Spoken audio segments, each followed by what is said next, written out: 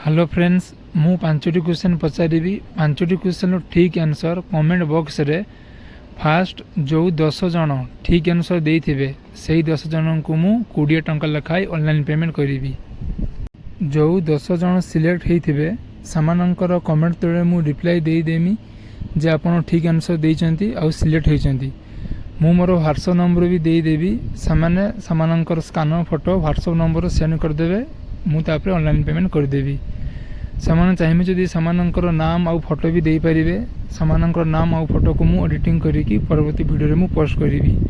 Photo आपनकर इच्छा ले दे पारिबे नहले नाही किंतु आपनकर नाम मते सेंड करिवे। जो माने भी कमेंट बॉक्स रे आंसर लिखिबे केवल थरे ही लिखिबे आउ गोटिए कमेंट रे ही 5टी आंसर रहिबा दरकार।